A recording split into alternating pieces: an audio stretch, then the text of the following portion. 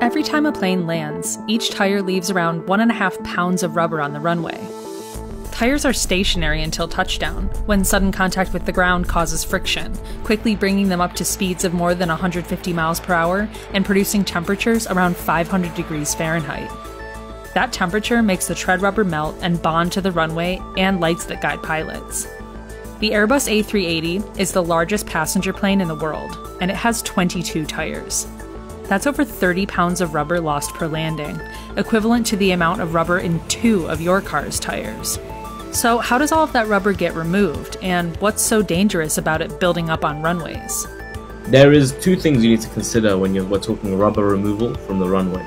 There's the rubber removal from the actual tarmac itself, but the other process is to remove the rubber from the lights. At London's Heathrow Airport, where Mohammed works, an average of 650 planes with 10 tires each touch down every single day. That's 10,000 pounds of rubber daily. A buildup in rubber can make the surface of a runway smooth, decreasing the friction needed to land. This can impact braking and control and increase the risk of hydroplaning in wet conditions. And runway lights, used to guide takeoff, landing, and taxiing, especially at night and in low visibility conditions, are dimmed by the melted rubber bonding to them.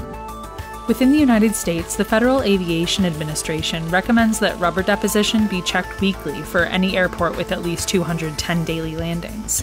The process for checking rubber buildup isn't as simple as checking for skid marks, and it requires the use of specialized tests and instruments. So for the runway, we have something called a friction test. It's like a machine that has a wheel, and someone will drive down the runway and that wheel will come down and it'll actually measure how much friction there is on the runway. The key to a runway is you want it to have a lot of friction. You don't want it to be slippery at all. So that measurement of how much friction that wheel feels on the surface of the runway will tell our teams when to go out there to remove the rubber. Now, to do that, we have specialized machinery, which is like a massive truck with a hoover on top of it. And so it's high pressure water, basically, but very hot. And it blasts the tarmac, and then it just sucks up everything that comes off it. And then there's removal of rubber from the lights. Landing technology alone isn't enough for pilots to bring planes in safely. Of course, they use ILS systems, they use the instrument landing system when coming into land, but they still need a visual reference. So from a safety perspective, the pilots physically won't be able to see those lights. And I once spoke to a pilot who was flying in from Scandinavia, and I remember I always go to the pilots to speak to them about this stuff afterwards because I want to get their perspective. And I said to him, what is it like to fly a plane at an airport and land a plane at an airport which doesn't maintain its lights very well? He said, it's like trying to fly a plane into a black hole. So for the lights themselves, we do a test where we measure how much light output comes out of the lights. So we have this trailer that hooks onto the back of a car, and the sensors on the back of this trailer will tell you exactly how much light is coming out of every single light. And then you get all that data and you can tell which lights have rubber on them. So the lights are really important and they need to be bright.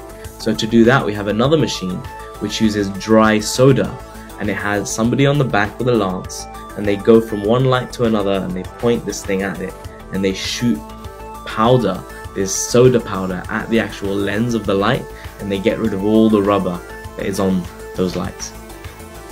From when the last plane takes off at night to when the first plane takes off in the morning, there's a small window of time.